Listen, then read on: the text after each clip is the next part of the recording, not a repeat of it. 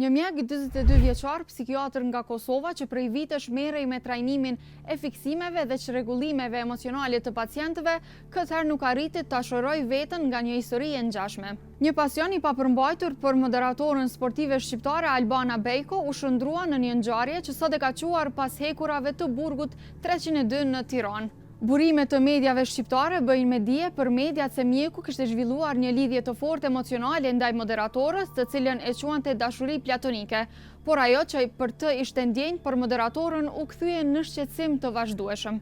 E situata arriti kulmin kur psikiatri Behar Kamberi udhtoi nga Kosova drejt Tiranës dhe u shfaq para ambienteve të punës së saj. Mësohet se moderatorja ka bashkëpunuar me policin për të organizuar një takim në një zonë të Tiranës ku mjeku është ftuar të paraqitej.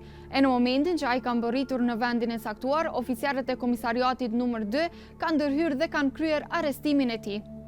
Behar Kamberi ndodhet aktualisht në paraburgim në ambientet e burgut Mine Peza, ndërsa ndaj tij rëndon akuza për veprën penale të përndjekjes. Policia ende nuk ka dhënë një deklaratë zyrtare mbi rastin, ndërkohë që hetimet vijojnë për të zbardhur plotësisht rrethanat. Ndërkohë, pas denoncimit të moderatorës, raportohet se disa pacientët të tij kanë treguar se kanë përjetuar situata të ngjashme, duke ngritur dyshime për një sjellje të përsëritur nga ana e mjekut.